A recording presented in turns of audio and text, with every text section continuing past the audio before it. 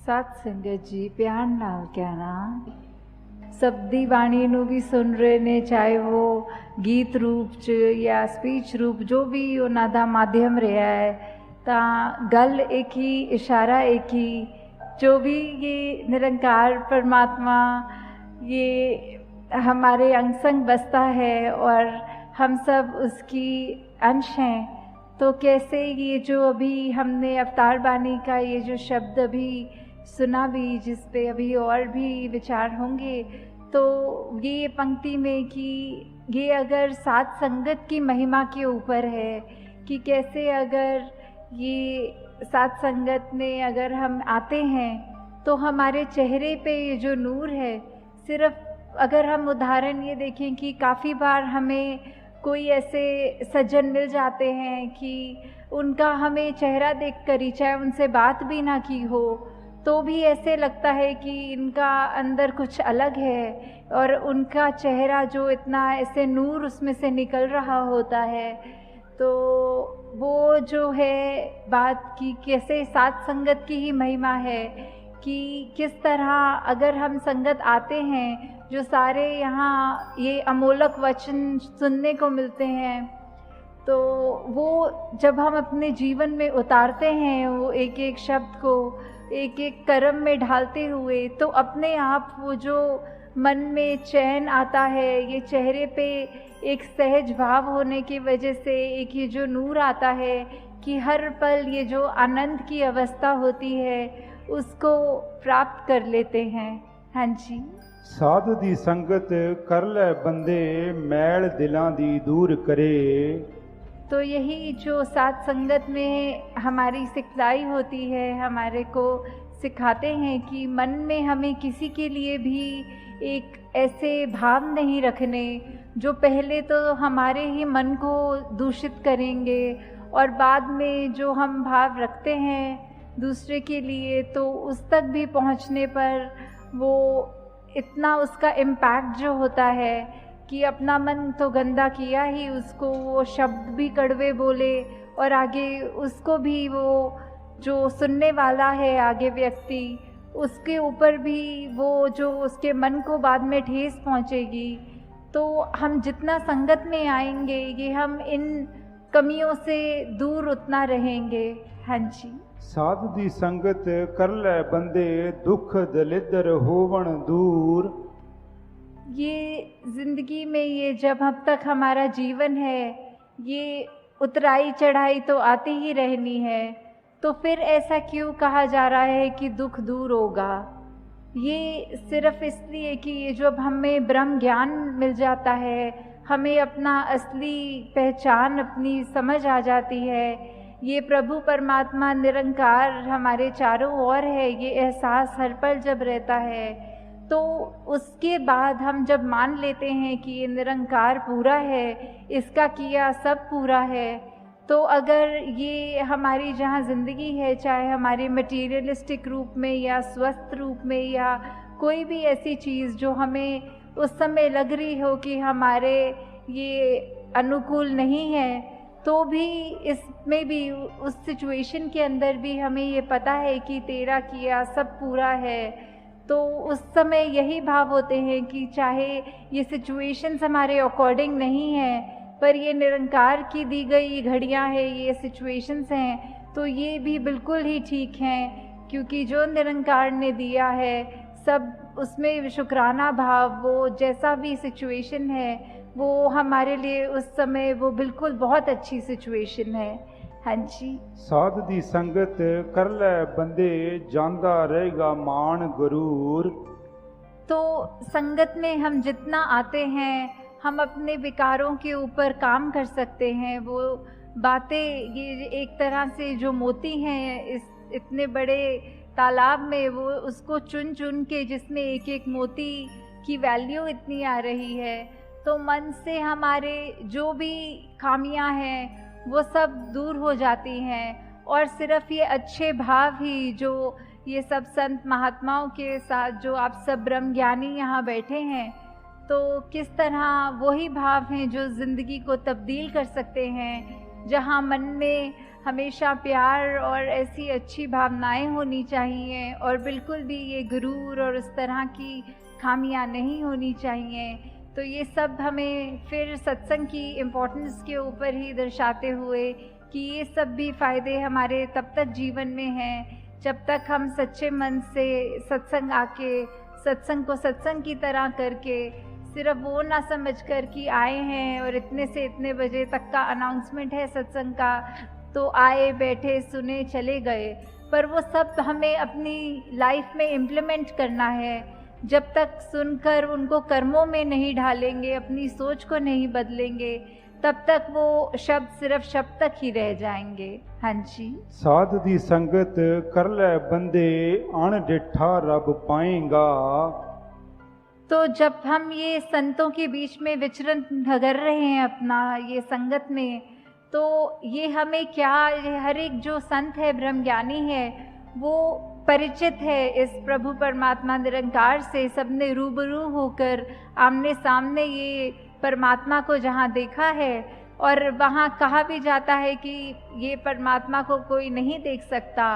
पर यहाँ इतने दावे से अवतार वाणी में ये अगर अंकित है कि ये अनडिठा दिखेगा,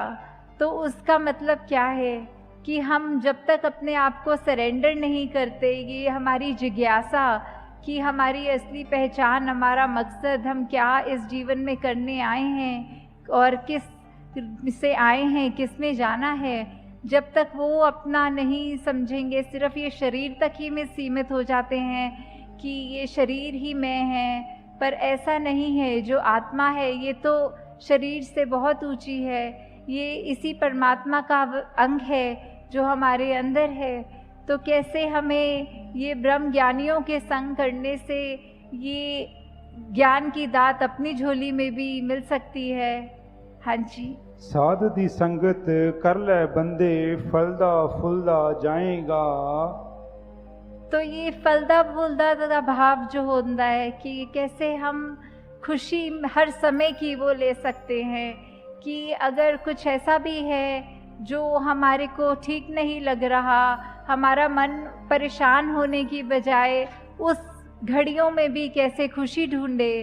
तो ये सब तभी है जब हमारे मन में वो कामनेस होगी, हमारे मन में ये सिर्फ अपने आप को सेल्फ फोकस्ड रख के कि हमने सत्संग आना है, अपना सुधार करना है, दूसरों की कमियों पे उंगली नहीं, उनकी कमी नहीं देखनी, बल्कि अपने आप को देखना है।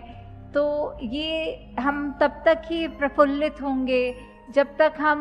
ये सत्संग सुनकर अपने अंदर ही वो भावों के अंदर उजाला पैदा करें। जी। साध दी संगत कर ले बंदे पीवेंगा तू अमृत रस। तो सत्संग में हर कोई बोल जो भी बोला जाता है वो अमृत के समान होता है कि कैसे ये जो अमृत है इतनी कीमती, ये ऐसा वो उसको सिग्निफिकेंस तो अमृत का हमेशा एक होली वाटर जल की तरह लिया जाता है, पर संतों के वचन इतने कीमती हैं कि उनकी वैल्यू भी उसी के समान की है कि अगर जैसे बोला जाता है कि अमृत ले लिया तो हमेशा के लिए अमर हो गए, तो वैसे ही संतों के वचनों को अगर हमने अपने मन से सुना, सिर्फ कानों से नहीं, तो ये मन हमेशा एक खुश रहेगा, हमारी अंदर आत्मा वो अमृत रूप का ये रस लेकर हमेशा के लिए ही कायम दायम रहेगी। जी। साध दी संगत कर ले बंदे हो जान पंजे तेरे वस। तो ये पंजे, ये पांच वो जो हम सुनते हैं कि ये इंद्रियां होती हैं, काम क्रोध मोह लोभ अहंकार, तो ये पांच हमारे ऊपर कैसे कभी कभी हावी हो जाती हैं। किसी ने अगर कुछ कह दिया, थोड़ा सा भी तारीफ कर दी, तो वो मन में अहंकार आ जाता है। कभी तो उस एक्सटेंट तक भी आ जाता है कि वो इतना सूक्ष्म होता है, हमें पता तक नहीं लगता कि कैसे हमारे अंदर किसी की तारीफ ना भी करे हुए हमें अपना गुण कोई खुद ही अगर रियलाइज़ हो जाता है, तो वो हमारे जैसे बोलते हैं सर पे चढ़ जाती है बात, कि कैसे वो धीरे धीरे वो हमारा अहंकार का रूप ले लेता है। वैसे ही अगर किसी ने कुछ अगर बोल दिया जो हमें पसंद नहीं आई बात, तो हमारा मन कैसे क्रोधित हो जाता है। ऐसे ही ये बाकी भी जो जिक्र हुआ पांचों का, तो कैसे हमारे मन में ये अगर हम पर हावी हो रही हैं तो हमारा बिल्कुल उसमें क्या योगदान, ये जो हमारे अंदर चेतना है हम उसको कितनी इस्तेमाल कर रहे हैं। जैसे उदाहरण के तौर पे अगर कोई बोलते हैं कि जंगली घोड़ा जो बेलगाम है वो इधर उधर भाग रहा है, पर जब उसमें लगाम लगाकर एक एडजस्ट किया जाता है अपने हाथों से, घोड़सवार उस पे चढ़कर, फिर वो किसी भी डायरेक्शन में उस घोड़े को ले जा सकता है। तो वैसे ही हमने अंदर ये चाहे कितने इमोशंस हैं ये हम फील करते हैं, पर हमने इन इमोशंस के वश में नहीं होना, इन इमोशंस को अपने कंट्रोल में रखना है। और ये तभी हो सकता है जब हमें हर पल ये एहसास हो कि ये निरंकार हमारे अंग संग हमेशा हैं, तो हम जानबूझ के कोई भी ऐसी गलती नहीं करेंगे, कोई भी ऐसा भाव मन में नहीं लाएंगे जो हमको ऐसा हावी हो जाए कि हम वो जानवर रूप ले लें, एक इंसान के शरीर में होके, मनुष्य तन जो इतने दुर्लभ होता है उसके बावजूद अगर हम ऐसे अपने अंदर डाल देते हैं, ये इनको हावी होने देते हैं, तो ये हमेशा ये एहसास रहे, ये भय रहे कि ये परमात्मा ने जिसने हमको ये शरीर बख्शा है, इसकी सोच, इसके इमोशंस जो बच्चे हैं वो हम नेगेटिव की बजाय अपने आप को एक पॉजिटिविटी की तरफ ले जाएं। जी। साध दी संगत कर ले बंदे कायम दिल दा पारा रहे। तो वही टेम्परामेंट की बात आ रही है, ये पारे की बात, कि कैसे कभी भी हमारा किसी स्थिति में जब देखकर हमारे अनुसार वो नहीं चल रही होती तो मन इतना तंग हो जाता है कि फिर हमको अपने बोलों पे भी कंट्रोल नहीं रहता, हमारे दिमाग में इतना गुस्सा भर जाता है कि हम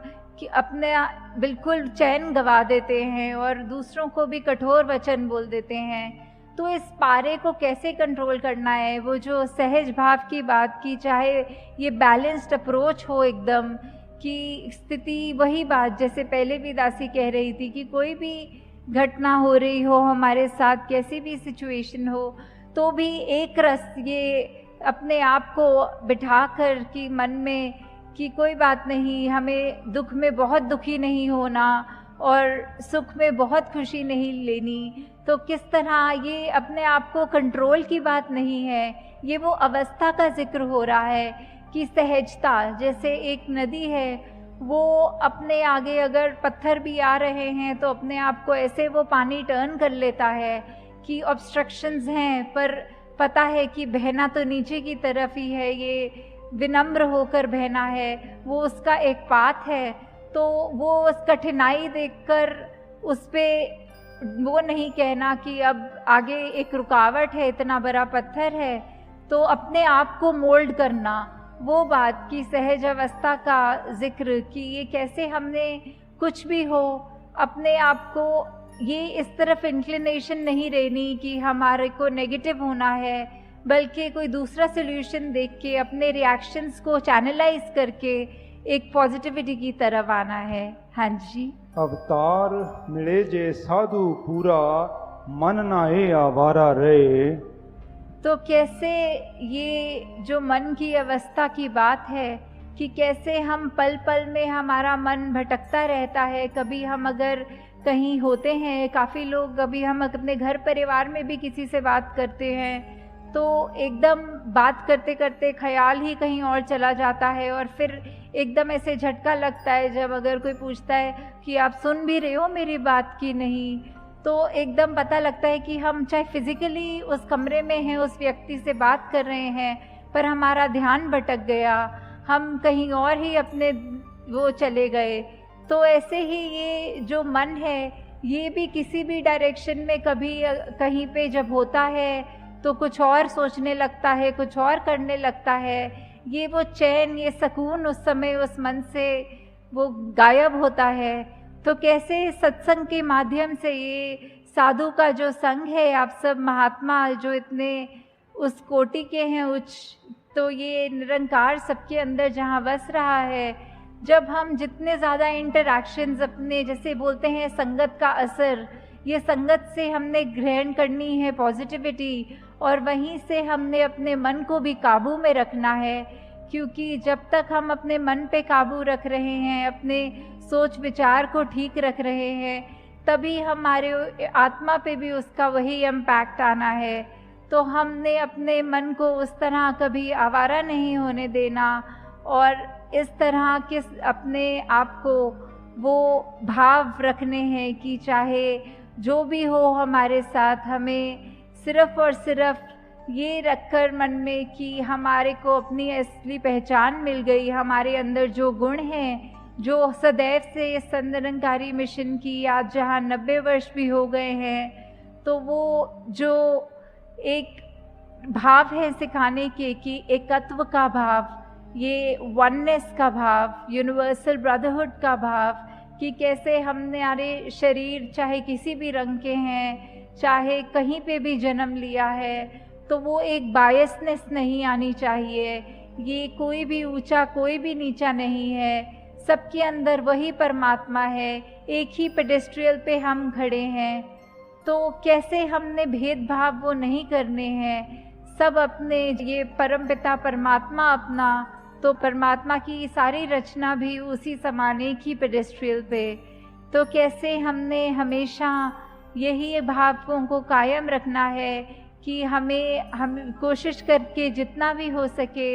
ये चेतनता को अपनी रखकर कि हमारे अंदर चाहे कोई भी कैसे भी भाव हो, चाहे मन उथल पुथल हो रहा हो, तो हमेशा एक स्टेबिलिटी की तरफ एक वो अप्रोच रखते हुए, वो नेगेटिविटीज़ में ड्वेल ना होते हुए, सिर्फ़ और सिर्फ यही देखकर कि हम जितने the more we are like God as much as we can be, जितने गॉडलीनेस अपने अंदर अपनाएं, जो गुण इस प्रभु परमात्मा के हैं, जो वही गुण हम अपने अंदर जितने भर सकें, बिकॉज़ वो बात वही आती है कि हम एक स्पिरिचुअल बीइंग्स हैं जो एक ह्यूमनली एक्सपीरियंस ले रहे हैं। तो सिर्फ ये शरीर के अंदर आके भ्रमित हो गया ये आत्मा भी कि सिर्फ शरीर तक ही ये कायम है, जबकि उसकी असली पहचान तो बहुत ही एलिवेटेड है। शरीर ने तो एक दिन ख़त्म हो जाना है, पर ये आत्मा का अपने परमात्मा से जो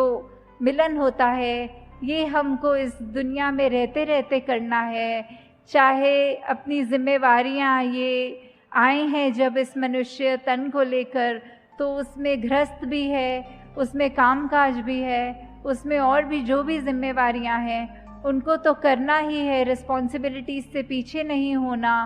पर साथ ही साथ ये याद रखना है कि हमारी प्रायोरिटी क्या है, ये हमने जन्म क्यों लिया है, हमने अपनी आत्मा को रिफ़ाइन करना है। ठीक है, शरीर का जहाँ ध्यान रखना है वो तो रखना ही है कि ये परमात्मा ने जो शरीर हमको बख्शा है, तो वो चाहे एक्सरसाइज का फॉर्म करे या जैसे भी, कि हमें अपने उस तन को जितना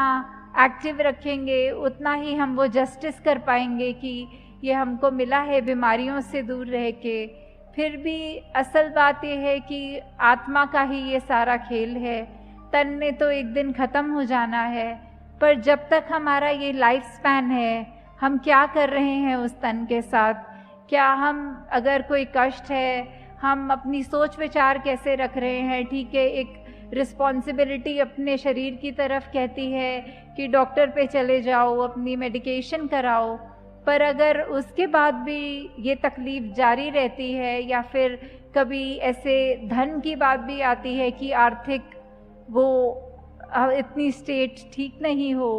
तो भी हम अपनी मेहनत से वो गुरेज ना करें, हम मेहनत पूरी करें, डॉक्टरों पे जाएं, पर फिर भी अगर हमारा कष्ट दूर नहीं है तो उसमें हमें ये शिकवा बिल्कुल नहीं करना निरंकार से, परमात्मा से, कि हमको क्यों ऐसा कष्ट मिला, हमने ऐसा क्या किया। वो हमें शिकवा नहीं करना, सिर्फ शुक्राना करना है कि दातार, हो सकता है हमारी तबीयत और बिगड़ सकती थी, पर शुक्र है सिर्फ इस छोटे में ये तकलीफ़ काट रहे हो, इसी में ही शरीर का गुजारा हो रहा है। तो वही बात, अपने मन को भी उस तरह काबू रखना कि चाहे हम अपनी कोई खामी देखें भी तो अपने आप को इतना ना कोस लें कि एक वो डिप्रेस स्टेट में ले आएं कि हमारे अंदर तो बहुत कमियां हैं, पर वो अप्रोच रख के कि हाँ, अगर हमें समझ आ गया है कि हमें अपने लाइफ के कितने एस्पेक्ट्स पे कहाँ कहाँ काम करना है, तो धीरे धीरे एक एक गुण पकड़ के उसको अपनी ज़िंदगी में उतारें। तो दासी, आप सबका और ज़्यादा समय नहीं लेना चाहती कि सब दूर दूर से भी यात्रा करके आए हैं और घरों को भी जाना है, और अभी भी कितनी संगत है जो पंक्तियों में भी है, तो सत्संग का भी समय अब हो चुका है। तो दासी, आप सबसे यही एक कामना करते हुए, आशीर्वाद अपने लिए भी लेते हुए और सब संगत के लिए, कि ये निरंकार प्रभु परमात्मा से हमारा जो एक एहसास की बात है, कि ये फीलिंग कि we are always surrounded by Nirankar, this God almighty, whichever name we want to call it by, कि हम जिसमें भी आस्था रख रहे हों उस नाम को भी अगर लें कि वो जो शक्ति है वो हमारे साथ अंग संग है, और वो संतों ने तो युगों युगों से, चाहे कोई भी युग रहा हो, हमसे क्या चाहा है, एक इंसान होने के, एक ह्यूमन वैल्यूज़ होने के, एक इंसानी गुण हमारे अंदर होने हैं। तो हमको अपने आप पे एक ये वॉच रखनी है, ये इंट्रोस्पेक्शन करते रहना है कि क्या हम उन ह्यूमन वैल्यूज़ पे चल रहे हैं या फिर हमारा दिल और दिमाग हमें कहीं और लेके जा रहा है। तो दासी, आप सबका एंड में सिर्फ ये धन्यवाद करते हुए कि इतने इनकन्वीनियंस भी चाहे हुई होगी दूर दूर से आने में, तो भी आप सब ये समय निकाल के सत्संग को दे रहे हैं, जो उसी के साथ साथ सेवा और सुमिरन भी कर रहे हैं। तो दातार कृपा करे सभी पर कि चाहे ये जो भी तन मन धन सब परमात्मा का ही है, और वो उसी काम आए, दूसरी नेगेटिव काम किसी ना आए। तो इन्हीं शब्दों से दासी आप सबसे आज्ञा लेगी। साथ संगत जी, प्यार से कहना, धन्यवाद जी।